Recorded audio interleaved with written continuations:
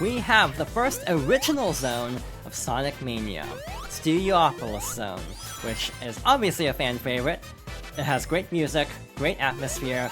My one downside for this is I think Mania in general has a problem with readability, and I think this is definitely a big example of that. I definitely feel like visually, this area is a little bit overstimulating to the point where it can actually be difficult to actually tell what's foreground and background, but beyond that, I think this is a very good zone. It's not my favorite original zone in Mania, but it's definitely a highlight of the overall experience. I definitely feel like I'm going to go more slowly through these stages than I usually do because I've already missed like 2 giant rings that I know of, so I'm definitely not in the best position to actually get the Chaos Emeralds by the end of this adventure. Though, again, there are plenty of giant rings, we probably don't have anything to worry about, but again, I just like to get the giant rings out of the way as soon as possible to save myself having to actually go out of my way in the later stages where they end up being a lot tougher and also harder to find giant rings in these. In general, this is just a really fun stage to go through. You have a lot of different elements of past Sonic games as well. Like you have these little monitors that have Eggman, and if you break those actually deal damage. So I actually don't remember where this first appeared, if it was like Sonic 3 and Knuckles, or like CD. I actually can't remember. But you have all sorts of like film references to like the little stop motion animation of Eggman. You have the Sega Sonic Popcorn Shop, which is a very deep cut to a bunch of old Sega arcade games. There were a ton, actually, of like Sonic-themed little arcade machines at the time, and one was actually a popcorn machine. So again, there's just a lot of love poured into this, and you can see a bunch of signs in the background with a bunch of callbacks as well. It's just brimming with detail, and that's what really helps to make the stage stand out, is its atmosphere more than anything. In terms of level design, it's fine. I definitely feel like it feels very classic Sonic and level design, but in a lot of cases, I feel like it doesn't really stand out as much as the overall atmosphere of a stage for some reason. Like, for example, I do feel like with a lot of Sonic level design, once you get the concepts of like high, low, middle down, then it's more about the overall aesthetic of everything else than the actual like details of the stage itself, if that makes sense. We also have these little trucks here that'll actually teleport us to different locations, like so. To tell the truth, this is like one of the areas where I basically remember none of the giant ring locations. If we end up finding one, it'll be entirely a fluke, if I'm being honest. I think I know where one is, but I actually don't know which path it's on, for example. So yeah, this might be a little bit rough, but we'll do our best to get through here. Hopefully getting at least the 3rd Chaos Emerald to make up for the last run of the stage. We also have the little orb enemies returning once again, but kind of redesigned to fit the aesthetics of Studiopolis. Studiopolis is another one of those areas, kind of like some others, where I'm not entirely sure how to say it, given how odd certain Sonic names end up being, like Casinoopolis, for example, instead of like Studiopolis, even though there's only one O, but like Casinoopolis, they say Casinoopolis, even though it should be Casinopolis. This boss definitely can be annoying on your first playthrough. This is the first hard-boiled heavy fight, by the way. Basically, what we have to do is dodge the red missiles and roll into the blue missiles. I think you can jump into them, but personally I find it a little bit easier to roll into them. The order that they're actually lined up in is indicative of the order of the missiles as they approach you, by the way, so keep that in mind too. Basically, these initial missiles are taking out the egg robos that are accompanying the hard-boiled heavy, and we have to basically take them out before we can deal with the main boss. It's a very Sonic Advance boss, if I'm being honest. Like, the whole idea of a running boss feels very Sonic Advance. Because I think Sonic Advance 2 had entirely movement-based bosses. Like, none were, like, arena-based, which was very interesting. As someone who's never played Advance 2, I can't vouch for if that's a good design choice or not. But yeah, I've always heard decent things about at least the first 2 games. Unfortunately, the only one I've ever played is Sonic Advance 3, which is like the one that people don't like, so I don't have the best memories of that sub-series, but again, a lot of people do have a lot of nostalgia for like Advance 1 and 2 at the very least, and that takes care of the boss of Act 1.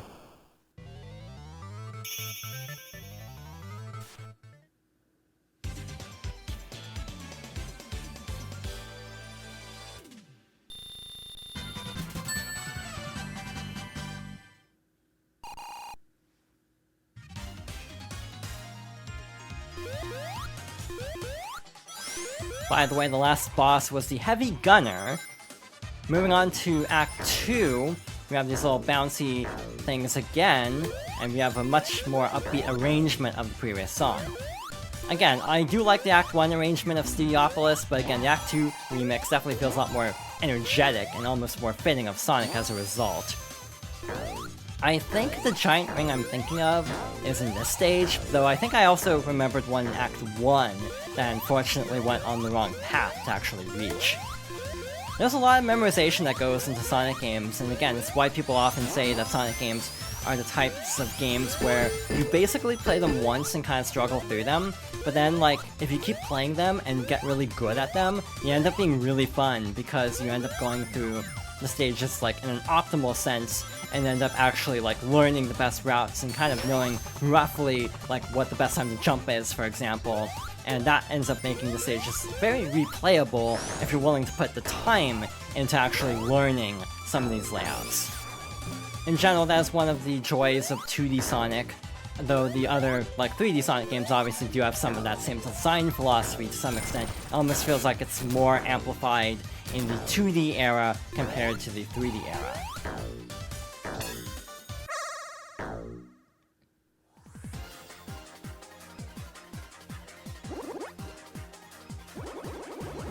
Alright, let's not get greedy this time. Basically, I was trying to cut corners too much, literally and figuratively, so let's actually be a little bit more careful. Again, it's very stressful the first time you have to go through these, and trying to actually figure out what you're supposed to do. Like, what you should go after first, like, should you go after rings, should you focus on the blue spheres, should you just try to keep up with the UFO, like, there's so many branching paths in some of these later stages that can be very easy to, like, lose track of the UFO entirely for a bit until you actually gain a lot more speed. So yeah, these can be very stressful. Trying to actually keep the time up as well is very difficult. I think the concept of using rings as time is actually borrowed from Knuckles Chaotix, if I'm not mistaken, which is a fairly obscure 32X Sonic spin-off, featuring Knuckles and members of Chaotix, along with Mighty the Armadillo. More on him later. Now that we're at Mach 3, we should be able to catch the UFO without too much trouble, again, unless we fall.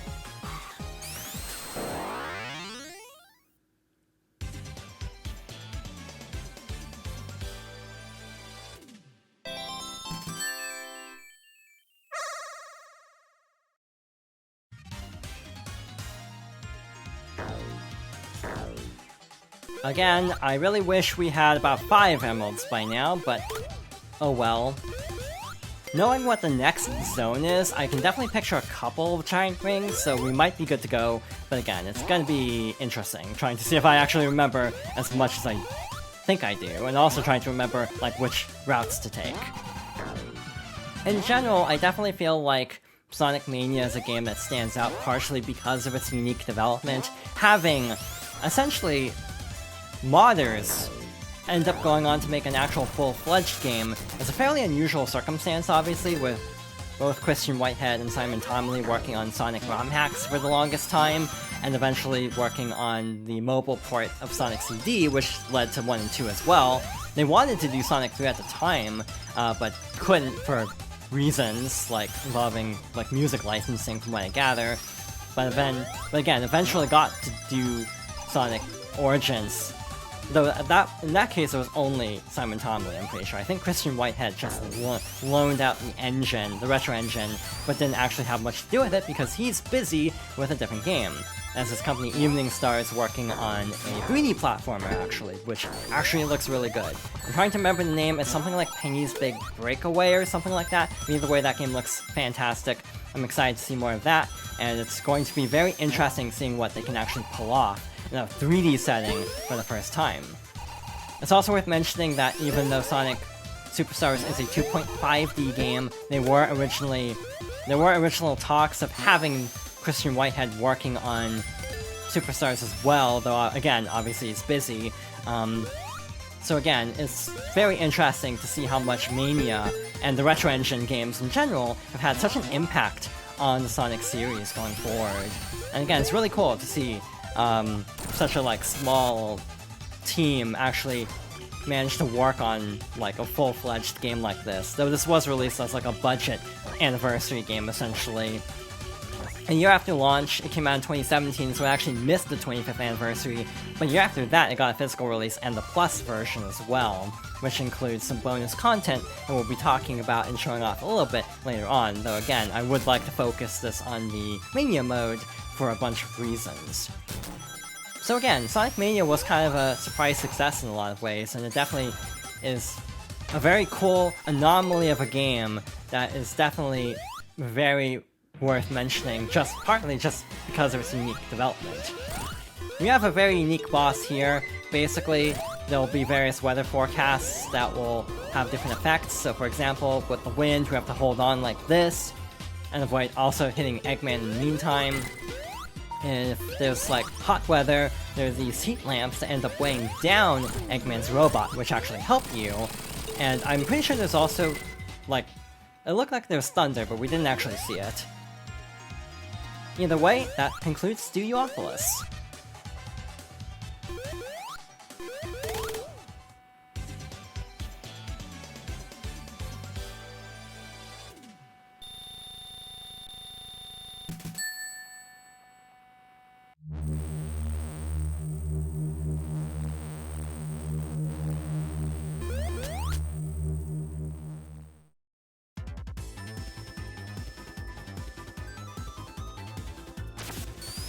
That might be my favorite level transition in the entirety of Sonic Mania. Just seeing Sonic and Tails on the news feed catching up to the flying battery is just really cool. Also, it's worth mentioning that there's a very obscure Easter egg in Studiopolis, where basically when one of the TV monitors breaks, there's actually like a buzzing sound, which is actually taken from the Sonic 25th anniversary event where this game was announced. Basically, there was this persistent hum in the background the entire time, and it sort of became a meme. So that's how into this franchise the developers were, that they're able to reference something that obscure. So again, I definitely feel like this was a case of this game being in capable hands because of having such a deep love for the Sonic franchise. I know this is just the Act 1 variation, but this is a phenomenal remix of Flying Battery Zone. It's also worth mentioning that T. Lopes himself also started out by doing a lot of like Sonic fan remixes on YouTube, so he's someone else who basically had apparently an auspicious start and then in the fan community and ended up actually working on an official game. He's also working on certain songs from Superstars as well. By the way, I say working because even though this video is releasing after Superstars, I'm actually recording this about a month before its release, so here's hoping the game turns out well. So for everyone watching this video when it comes out, then I really hope Superstars was good, because there's a lot of good things and a lot of things that are causing some concerns at the time of this recording. We have some more elemental shields here in play, so for example, we have the lightning shield that also has a magnet effect now. So in this case, we actually will cling to the ceiling a bit. I was hoping it would eventually lower, but it wasn't. I'm not entirely sure what that was about, actually. I thought it was supposed to. We also have capsules throughout as well, which is kind of unique, too. I am trying to remember what the giant ring is in Act 1, because I know I found it before, but I don't remember where it is. To be honest, I don't even know where the Act 1 or 2 capsules are in the original Flying Battery. Like, I don't even know where you'd find those in Sonic 3 and Knuckles, because I literally like to go out of my way to get all the Chaos Emeralds before here. Actually, in that case, the Super Emeralds, before even having to worry about that. So, in general, I really am not an expert on Flying Battery Zone in any iteration of Sonic 3 or Sonic Mania. So yeah, here's hoping we find at least a couple of giant rings soon. Again, we're under halfway through, and we still have quite a bit of the game left, but again, I don't really remember where a lot of the giant rings are in the later stages, partly just because I never have to go after them usually, because normally I end up finding more of the Chaos Emeralds by now, but again, I'm having some pretty bad runs of the special stages, and I've also been having a lot of unfortunate runs of the main stages in terms of actually running into the giant rings. So it's, again, just a little bit of bad luck and bad planning on my part that I haven't really seen that many. We also have to lure these missiles into breaking open part of the ship itself in order to get through there. I think we might have missed the giant rings here. I think we're actually at the end of the stage already. We have a very interesting set of blueprints here in the background, but we also have an interesting boss here. We basically have to hit this little machine. It'll basically create little makeshift badniks, and it'll attack us, but also we have to worry about the walls closing in around us. With the lightning shield, it's obviously trivial.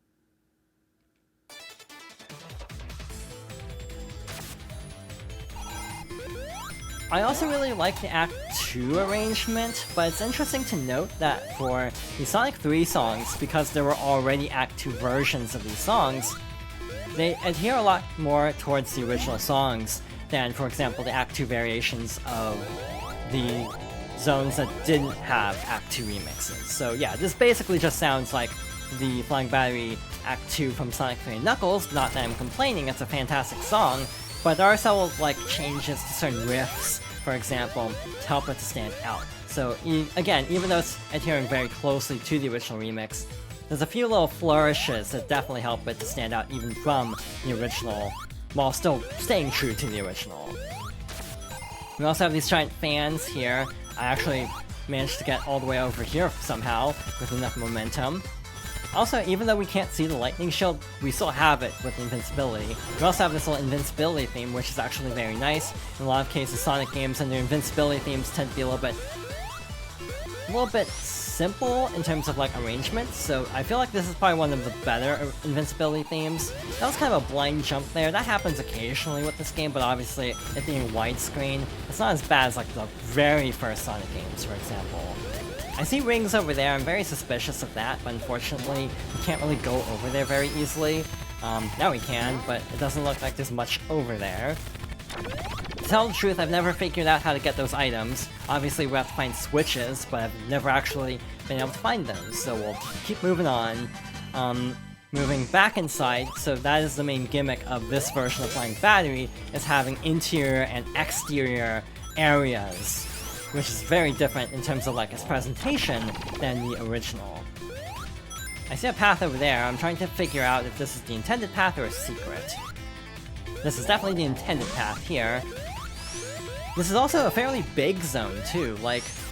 Sonic 3 and Knuckles does have some pretty large zones, but I do feel like these actually kind of push the timer. Though, admittedly, in later updates, they did add the feature to disable the timer. So if you're worried about that, you can turn that off. In a lot of cases, it might be helpful. And we have more items. I was really hoping for a giant ring, to be honest.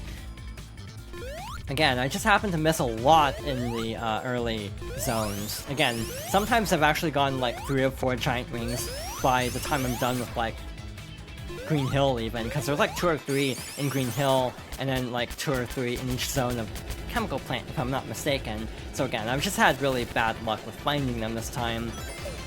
But again, we still have plenty left to search through, so hopefully we'll be fine in the end. We also have this nice little rain effect as well, but I'm not entirely sure how good it is for recording the game in terms of the overall quality of the video. It might mess up the bitrate of everything, so here's hoping the video ends up being fine. But either way, it is a nice little detail there. And again, it is interesting in a lot of cases that the Act 2 zones have a very different atmosphere than the Act 1 zones. And again, even compared to Sonic 3 and Knuckles that had more distinct Act 1 and 2 setups, it is very cool seeing, very different looking variations of these acts with different, aspects like that. I am very turned around, to be honest. I'm not entirely sure where I am in the stage, so I'm just kind of hoping for the best at this point. I was really afraid of being crushed there, if I'm being honest, so I'm really glad that worked out. We have a life here, and again, I'm checking a lot of the walls for secret passages, a lot more than I usually would by this point, because a lot of times I already have a supersonic by this point in the game. So again, I'm kind of taking my time a bit more, which in a way is actually kind of fun, having a reason to kind of more scour everything instead of just kind of blast through everything, which is a problem in these games, is once you get the Chaos Emeralds, you kind of don't have an incentive to like explore. So actually having more of an incentive can actually be nice. So sometimes getting the Chaos Emeralds too early does have that drawback, oddly enough. I feel like there is a giant ring in this rainy outside portion. I can't tell you really where it is specifically, but I could have sworn there's one in like a rainy section. But again, my memory is not the best of Flying Battery in any iteration. You also have these little propellers again. I can't remember if they messed up the physics of those in like Origins or not. I could have sworn there was some issue where like they didn't launch you as far as they were supposed to, which actually made certain sections a little bit tougher than intended. But again, I actually can't remember if that was one, the case, and two, ever fixed in patches. Because again, Origins has been patched quite a bit over the years, and even from the times that I've taken a look at the game for my channel, even then, some other things have actually been changed since. And unfortunately, we actually didn't find any giant rings so far. And we're already at we're at 5 minutes into the stage, meaning we're probably getting pretty close to the end. So again, I'm definitely getting a little bit worried about this, but again, there are a few giant rings I know of for sure coming up soon. So again, as long as we can get through the stages first try, we should be good to go. We also have some items up there, so let's investigate really quickly. A shield will definitely come in handy for some stuff coming up later. I think we also have wind at this point too, which can definitely make some of the more tight platforming a little bit tougher. I do like how the propellers will also like carry you as well, like the fans do. So that's another nice detail. I don't know if that's actually something that ever came up in Sonic 3, because I don't think there was ever a scenario where you're actually above one of these fans. But again, I may be mistaken. As much as I love Sonic 3 and Knuckles, I am definitely not an expert on that game. I've definitely played it quite a few times, but a lot of it is, it's such a long and involved game that it's a lot more to memorize compared to some of the other Sonic games that are a lot shorter, and thus it's a little bit harder to actually keep track of all the intricacies of it compared to something like Sonic 1 or CD that's much shorter by comparison. So this is the boss. This actually sparked a fan character because some thought that the upside down Eggman sprite actually looked like a character that ended up being dubbed like Omelette or something. People thought the mustache, for example, kind of looked like hair. So yeah, I ended up kind of spawning a fan character. We have no rings, so this might be our first death, to be honest. I'm not the best at this boss, so we'll have to see how this goes. It generally alternates sides.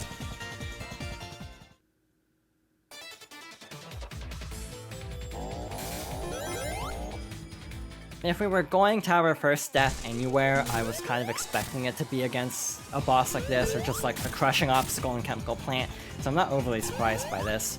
So yeah, you want to keep in mind that they do alternate. Basically, you have to knock the robot into the spikes on the opposite side. This is very finicky, to be honest. This is definitely a stage where if you're not quite sure what to do, you definitely have a risk of getting a time over, actually, because it's that annoying, especially on the first playthrough. For example, if it's too close to the ground, you won't actually be able to get enough momentum on it to launch it far enough. So again, there's a little bit of nuance to actually trying to line this up, and it can be very tricky to figure out. And even having played this game a ton of times, as evidenced by my file select screen, I'm still struggling quite a bit against this fight. Also, it's worth mentioning, I haven't mentioned this at all, but Sonic Mania was also the introduction of the drop dash. I've completely forgotten to use it this entire time. But basically, if you hold A in midair, you will, or the jump button in midair, you will perform a drop dash, which is kind of like a mini spin dash to give you just a little quick burst of speed. That was really bad there. I was way too low to the ground, or way too, I think I was above him actually. Yeah, this is not the best, cleanest fight, though. Again, I'm kind of used to this fight going really badly, so I'm not shocked by this going poorly. Again, I was really hoping to find some of the giant rings in this stage, but unfortunately we didn't. So we'll have to give it another try going into the next set of zones here, or next set of acts as we move forward. And that takes care of the boss finally. So now we have to wait for the elevator to move back up and find the animal capsule once again, which should be right over here.